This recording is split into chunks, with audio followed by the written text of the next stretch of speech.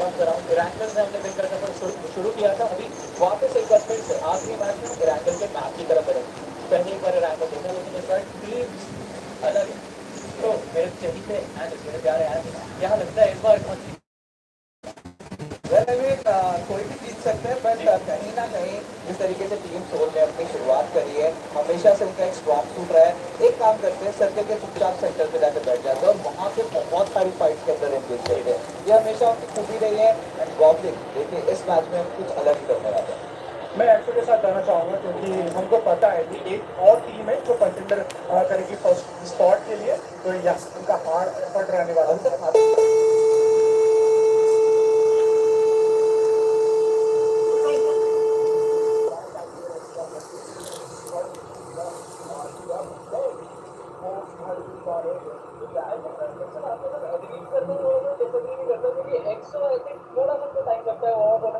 एक बारी अगर मोमेंटम पकड़ लेते तो इनको रोकना बहुत ही ज्यादा मुश्किल हो जाता है।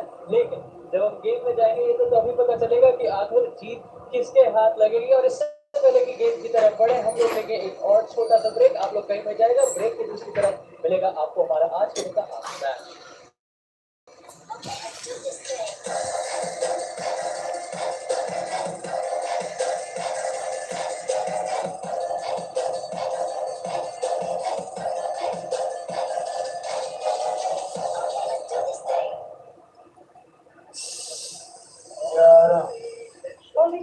नहीं यार, 11 सेकंड बच गए, उन्हें पता ही नहीं रहे।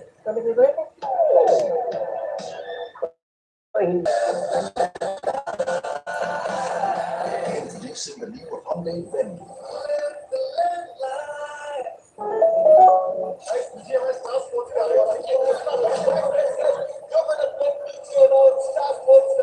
क्या होगा? क्या होगा? E-sports अब एपिक स्पोर्ट्स बनेगा। BGMI Star Sports, e-sports अपनी सारी वीडियो को तोड़ता हुआ आगे बढ़ता हुआ नजर आने वाला है।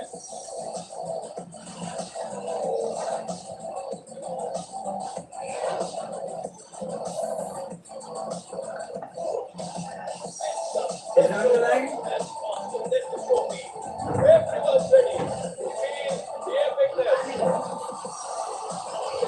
बढ़िया रहता है, भैया अपन करना चाहेंगे, इतना बेहतरीन तरीके से खेलते नजर आ रहे हैं। वो भी इसके आवाज के लिए देखिए, double bottle bathroom. Fingers on trigger, esports got bigger. BGMI Master Series coming to the home of sports for the first time. Watch live only on Star Sports Network.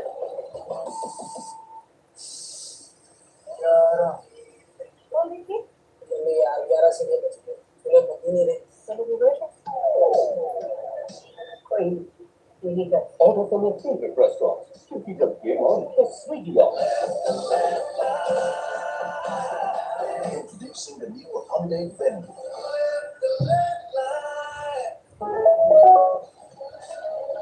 The happiness in your voice. The art on your skin. And the energy from your surroundings. You need to be complete.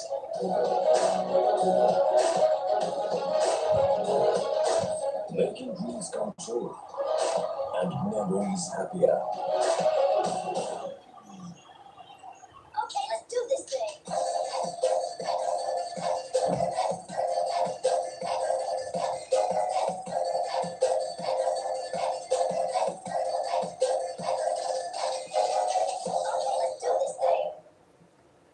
Fingers on trigger, e-sport is getting bigger.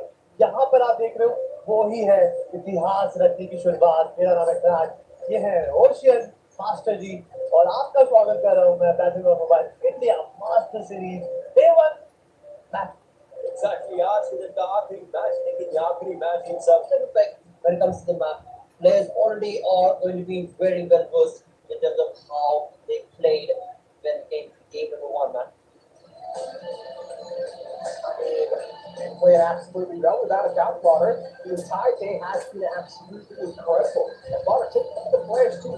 They're now starting to get ready for the final game. And final game is something that will give you a good night's sleep. And also, that'll give you new hopes for tomorrow, new hopes to perform even better, come out even with more input of play research in the lobby how to really play on day one and try to find the counters to their play style. Absolutely, that's going to be critical as well. I mean, as soon as the day is done, they are all going to go back to basically the drawing board in the lack of a better term right now, and that's going to help them out in terms of how they will be approaching day two and so on and so forth. During the launch week itself, the competition's kind of getting pretty fierce, not going to lie, and some rivalries actually have also been showcased right here, where indeed as the days are going to progress on further, we can keep a keen eye out towards those rock stations, perhaps, maybe.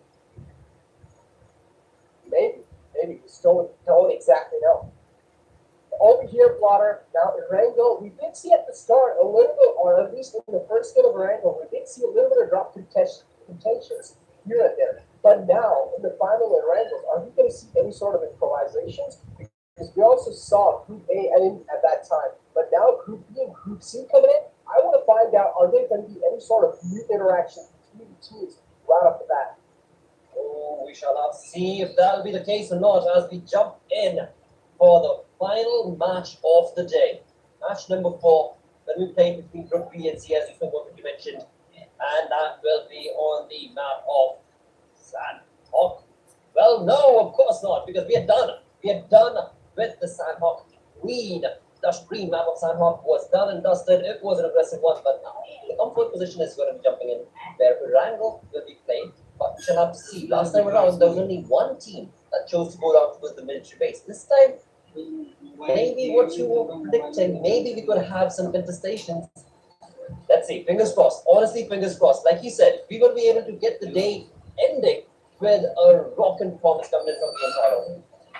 Exactly, man. Rocking performance. If you see what we're looking at for Potter, a rock solid performance. And the play flat path over starting all the way from Nova of Noy towards shooting range, starting all the way from the bottom right and ending towards bottom left. Nice play flat path. Team should really have that big of trouble or that big of an issue going towards their designated drop spots. And Potter, what you were looking out for was those drop collisions, those drop flashes. Are we going to see any sort of skirmishes right off the bat?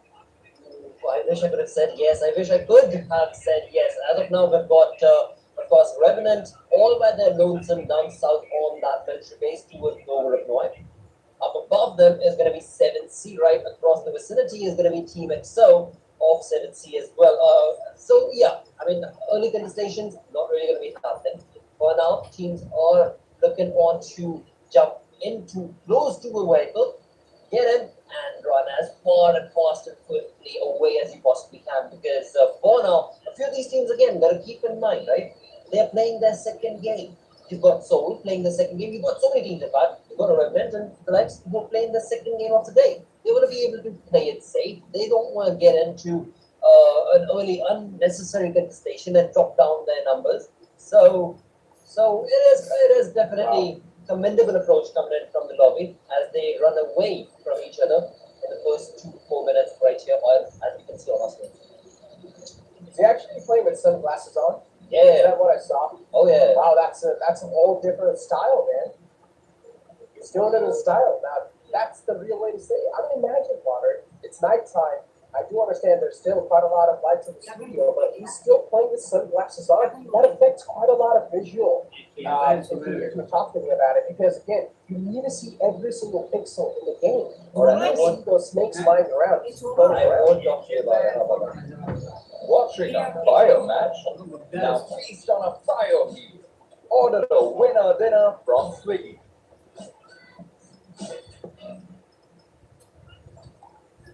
Apologies, might cut you off guard.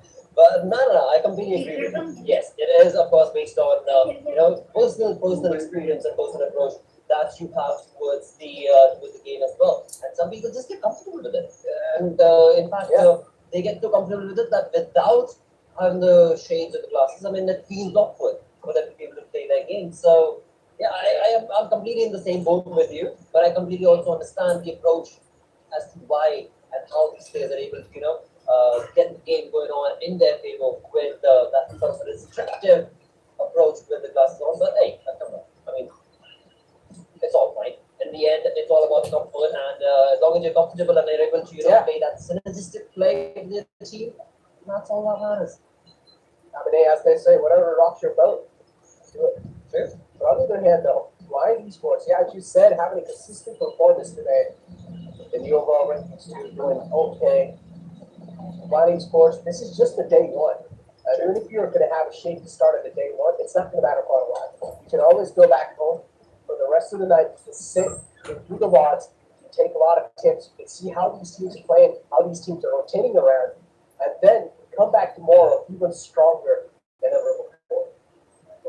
Talk about getting it strong right here in the first 4 minutes itself. Team Godlike Shadow, OG has already found himself a level 3 helmet with a decently set up banners or anything, but Akshat has no idea coming in from zone. He thought he had the information right up top on this potato hill. It is not going to be allowed. Absolutely no way Godlike Shadow is going to be allowing any other team, any other player get a hold of this mountain, because this is his for the taking. 4 minutes in, he's already found the vehicles and everything open for his side, and of course he's found the perfect place where he can get so much of information. But are his teammates around to give him the support? Because from the side of Soul, Akshat, we can clearly see he's got his teammates right there. So yeah, tough luck situation coming in for that Shadow. Indeed it is. I mean, tough luck situation without a doubt, Blotter. And Shadow is one of those Shadows that used to play in the past with TSM, and I talked about it at the start of the day, like how Shadow used to be the IGL of TSM, and now he's not really in TSM anymore. Instead, he's playing with Godlike. Godlike so far, not really having that bad of an event, you know. Just stable, not a lot to be speculated from this. But so far, Godlike with an okay start as well. As I mentioned, day one's not going to matter that quite a lot. The majority of the teams are just testing the waters, how things are going to be looking like in day one, and then later on coming back with a lot more research to play around with on day two, and looking pretty stronger than ever. Vending machines as well available for the players to gather those coins and go ahead and get those guns from those vending machines. Marco's Gaming, though, on the other hand, they're trying their best, and Marco's Gaming is one of those teams that hasn't been the limelight. Marco's Gaming, the players, it seems like similar downline, even from the past, they've always had a confidence issue. Again, I mean, you're talking about the likes of Ronak and so on. So maybe, I mean, more than that, more than confidence, I guess we could take the conversation towards synergy itself. On the side of Marcos, I mean, the previous fight also that we saw on Sandhawk, where they were caught off guard out in the open, they had the numbers advantage. They definitely should have been a lot more. Introducing the new Hyundai Venue.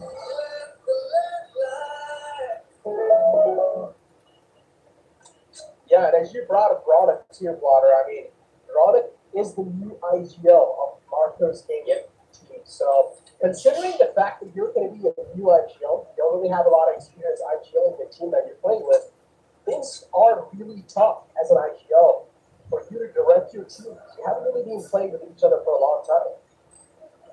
But you know, just to point it out again, I mean, this day number one, I don't really want to get into the ifs and nets and bits, you know, because that would really be fair for the side of Marcos. But yeah, I mean, if at all I was to bring it down to one word, I think it would be synergy and communication, perhaps. But overall, again, nothing taken away from that because this is just day number one. One game is what I've seen them play. So as they progress on forth, hopefully a different story could be created from their side. On the other front, as we're talking about teams underperforming, Team Excel. What do you think? Oh man, yeah. EXO, I mean, so far they're just disappeared. You haven't even seen EXO somewhere. They aren't even getting the limelight, honestly. You haven't even seen them in action so far. EXO, they'll need to start being part of the action as quick as possible. As I said, day one, also ending the day on a good note will also be a good night's sleep. And you want to have a good night's sleep because tomorrow you'll be as prepared. On the other hand, though, EXO, we're literally just talking about this between Kong walks out the players of Big Galaxy in the front. Shots taken, but nothing found. As of now, nothing yet, and that's a good approach coming in from the side of Team Exo, of course, right? I mean, they were out in the open, they knew exactly where the compound is and where exactly the players, their opponents be, but now they're going to be able to make that rotation, make that flank angle work for them, and then perhaps go for the fight, or not even that. It seems like they decided to just completely walk out of that position, because again, it's clearly showcased based on the moves, the damage that's going to be brought in right now. Nick McGallan's, of course, but Wiki just holding on that port for as long as he can. But now taking on the boost, 1200 meters. That is the distance from his position to the center of the zone, viewers. So he needs to get out of here. He needs to get into the vehicle with his teammates and get into the safety net of that zone. Otherwise, this damage is just going to keep on piling up. The damage is going to keep on piling up. The zone as well, as you said, it's going to keep on moving. It's not going to wait for anyone. It's quite ruthless. But on either hand, Water shedding a bit more light on the EXO. A consistent team, but with a tag of chokers. Now, EXO is a really passive playstyle team, and I feel like personally the main reason why EXO isn't really able to start things off in a great now is because Snacks is not playing with them. Snacks is not currently with them. You don't exactly know the reason behind it, but Snacks is not playing with EXO right now, and I feel like that might just be one of the main reasons why EXO is struggling. Well, struggling is a bit too harsh of a word, but as it comes down to it, 7C definitely are struggling as they try to get into the zone. It seems like they've been caught. 8-bit are the ones drawn once again, sticking up to his name, sticking down to the rescue. No, not at all. He was about to mow down his opponents, and in doing so, it seems like they're not really yet down. 8-bit are on the hunt. One of the players of 7C has been eliminated. Another one was knocked. Now it's all down to Sanatar and Aladdin as to what exactly can do. Aladdin is in a vehicle in the mini-map. He's nowhere to be seen. But Sanatar right here in front of our screens with only 2 bandages remaining. Not looking good for him. Exactly, ladies and gentlemen. Watch BGMI Master Series on Loco and also win big time rewards. Make sure to scan that QR code and download India's largest live game streaming platform. Make sure to download Loco, and as I said, have a huge chance of winning big time rewards.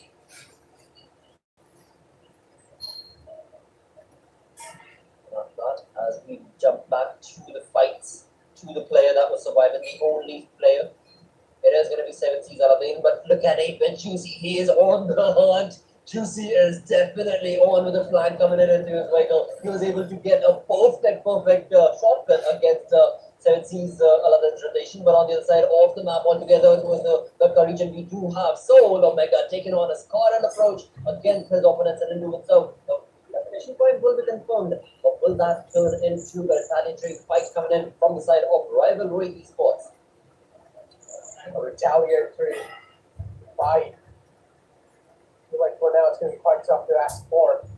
Rivalry, they're looking pretty comfy, the rest 3 players in that compound. Leaving that might as well be a rookie mistake, so I would personally not really call that.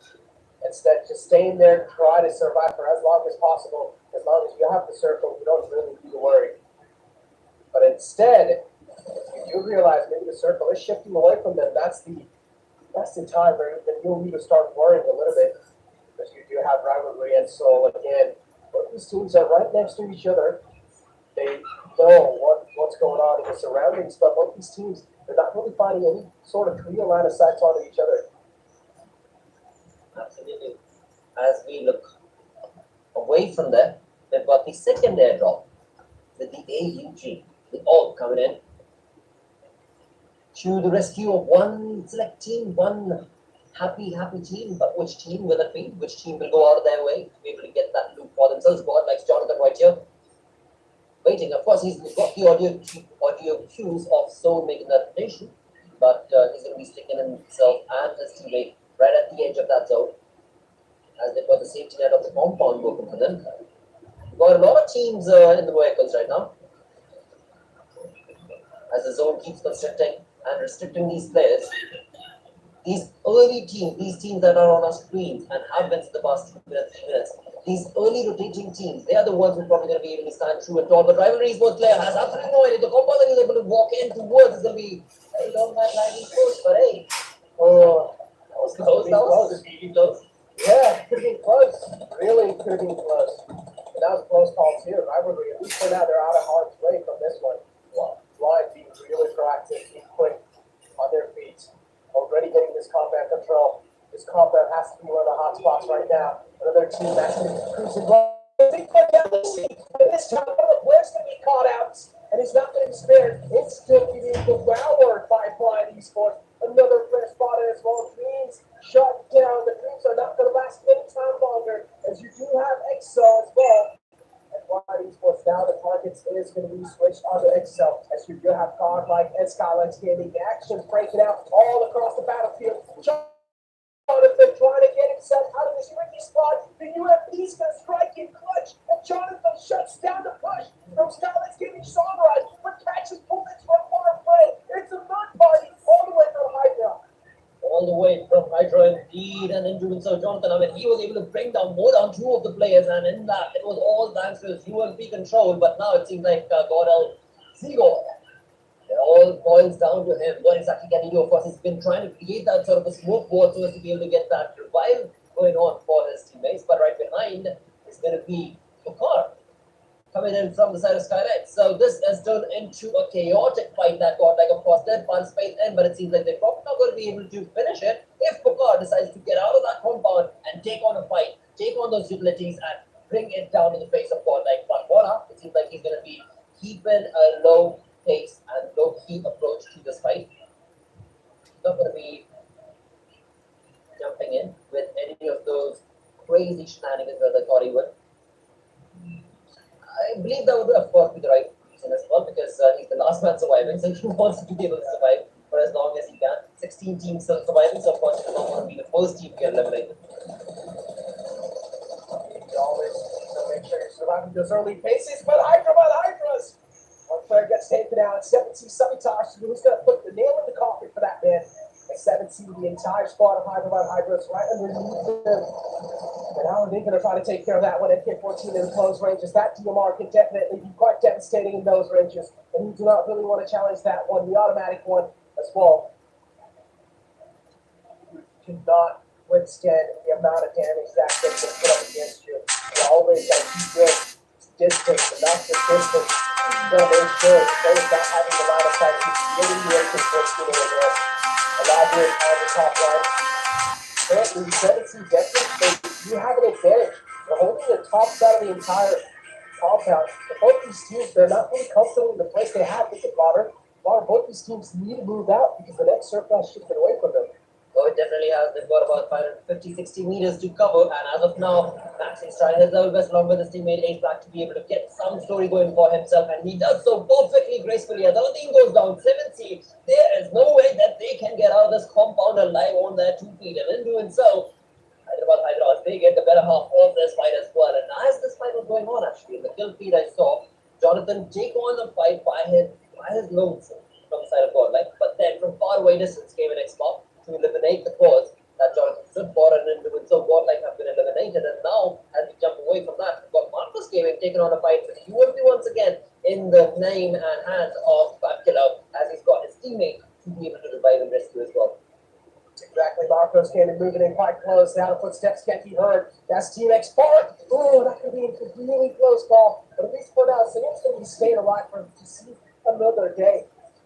Could have caught some bullets in the cross, but it's okay. The window's not going to be more than enough to take the fallen man up, or to get the fallen man down. But you do have Sayam just moving back. Molotov was tossed in just to limit the playing field inside that house. Team X Park, they might just start suffocating their death. But the problem is, Marcos Gaming is on the verge of that same thing as well. Decided to boost in, but that nade was tossed in so close. Sam is taking a bit too much damage from that wall of death, and he should fall down in doing so. While the rest of the players of Team Spark, which is going to be Secret, the only member of Opalite, Secret has no other option than to let the fallen man go away, and Secret moving to play for himself now. Well, again, you got to give kudos to Secret from the side of Team X Park, because this man, he has been holding on the fort for the side of Team X Park in the previous game as well as in this one, and he is making the team proud. But for how long he's going to be able to stand through it all, with the Blues catching up to him right near, they've got Carnesian out in the open. Team Exo on the other front, taking on a fight against the players of Hyderabad Hydras. Ace Black going down as well. The numbers are dwindling. 18 minutes into this game, the final game of triangle right here on our screens. 12 teams remaining right here. Soul Mega taking on that perfectly set up nade against Revenue. It's possible utilities, possible games, hoping that at least one of them will connect and find entry, find the window of opportunities they're looking for. And Brian will agree, they will crumble down. Goblin is here. He's quite greedy for the kills too. The Goblin, he wants the eliminations in his hands. While Soul, they're going to strike Goblin. Oh, and Goblin, look at that. Goblin just did such a great job finding that opening. And Soul, they're going to strike down the entire team of Rivalry down. they know? A little birdie in the name of Will Marco is going to be around. Alright, I guess I spoke too soon. Marco gets eliminated right there. Not looking too good, but of course, that could have been a deadly combination because if Marco Gaming would have decided to take on that third party approach, then that could have been it. And right here, we look at that replay coming in against the side of course, Sandy Godlife, where they were not able to stand true. And that is what you get when you are in the safety net of compound. You can absolutely get a lot of information and then retaliate against it to be able to get both them 8 points for yourself. Tron around the time as well. AKOP taking shots. Goblin, oh, that's a big man taken out and a big threat neutralizing the lobby too. Goblin is the man to watch out for, especially when it comes to Soul. Goblin has been involved. Now it's Goblin taken out, as I said, that's a big threat neutralized Soul now. They will need to start taking things a bit more cautiously. Soul is one of those teams that has a lot of calculated aggression. But this time, now it's Goblin taken care of. Now is one of the main assaulters not really in the game anymore. Soul, they will need to think twice before challenging the fight. Well, a lot of gate party situations kind of being drawn out here in this zone, in this drawn zone. We've got only a few select teams that are in the comfort of the zone as you look onto the top right-hand side, the minimap. And before you do look onto your screen, we've got Team XO Sensei jumping in with that AKM in his hand. He does not want to allow any of his opponents to be able to run away from this position. And in doing so, he's been able to eliminate one more player. And of course, I've got Kylo right there. But we've got 2 players remaining. Jackson right next to his teammate Kylo. But will that be enough? Kylo gets blown smithereens. And in doing so, this team of Hydra is down to just 1 man per hour. Not even that. Hydra get eliminated.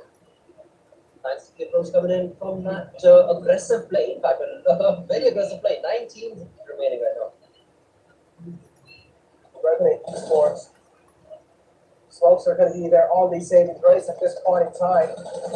Circle's closed in quite a lot. The only cover teams can play around with has to be the refills and the trees, and maybe a little bit of originalized that can help you play around. But you do have Revenant in the front with all 4 players up. They're looking at 4-man strong army. Ultron, one of the best assaulters in the lobby too.